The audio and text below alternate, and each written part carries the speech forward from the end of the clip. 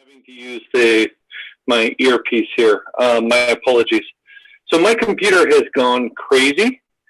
I hit start meeting on my laptop 5 minutes ago, and I've retried it, and it's just sitting here thrashing. So I'm not able to start the meeting on my laptop. In the end, I suppose that's okay. Because I was going to make this a special meeting anyway.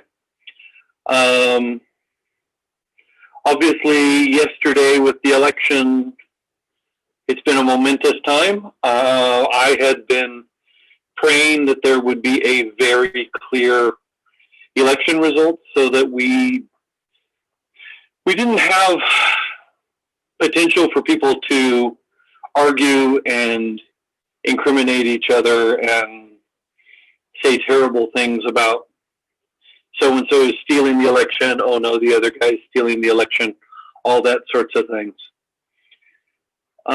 With the election being so close here, that now seems almost certain.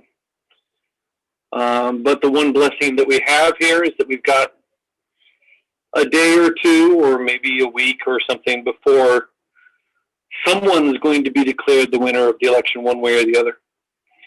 And that gives us a chance to think about how we want to act. And I'm sorry, I'm speaking specifically to people who are American citizens here. So if you're not an American citizen, you can listen in. But we have an opportunity and a responsibility here to think about what we want our American democracy to be. And one of the things that's most important about this democracy is the peaceful progress of elections. And I think it's pretty certain, no matter who ends up getting declared the winner of this election, that with it being so close, the other side is going to scream and yell about, they stole the election. And there's going to be people marching on the streets. And this is our chance to think, how are we going to contribute to this society?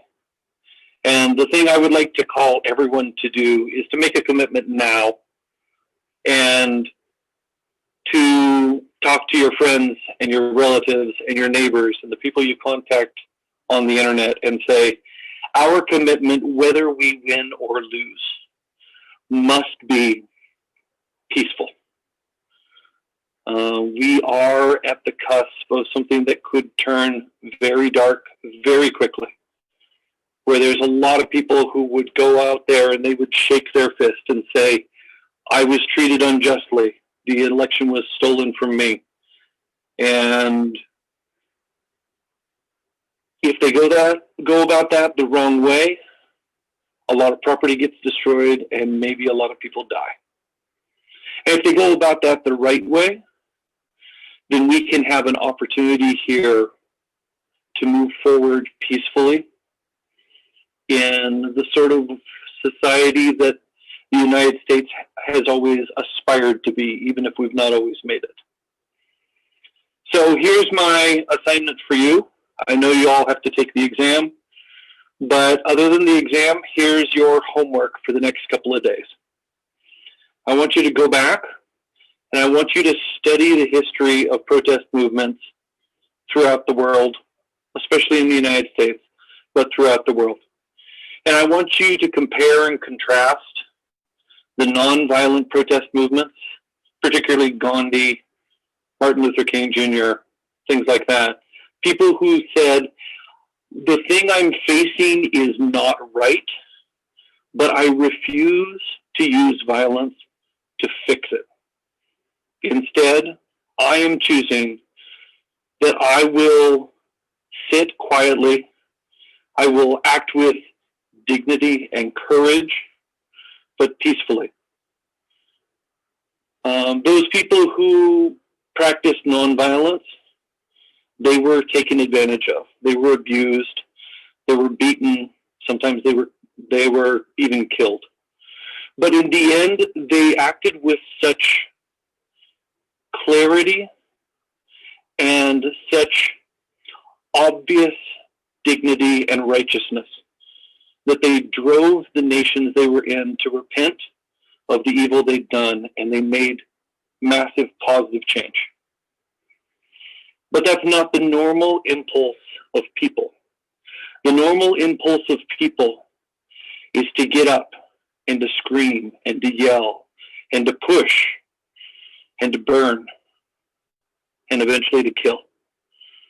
So I want you to go back and I want you to look at the history of the French Revolution, which was definitely a revolution against injustice. And yet it ended murderously. And frankly, it brought Napoleon into power, who was just as much a tyrant as the king they were trying to overthrow. And I want you to look at the fascists and the communists that came in the 20th century. And they believed that they were overthrowing something that was wrong. They believed that they were fighting for justice. And they used violence to do it. And the end result was murderous dictatorships.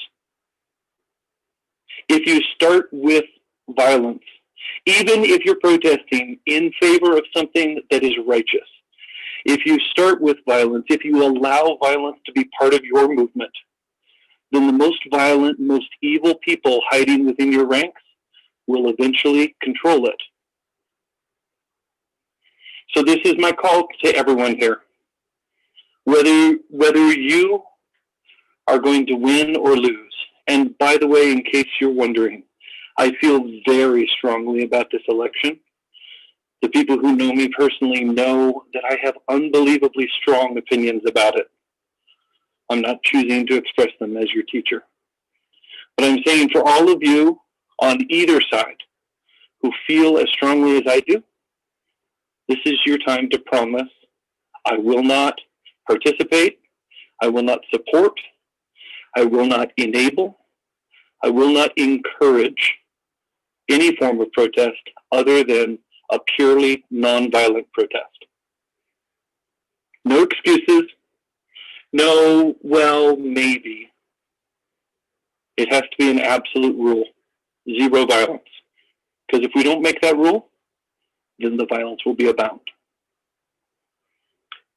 I am not going to open this up for general discussion because I know that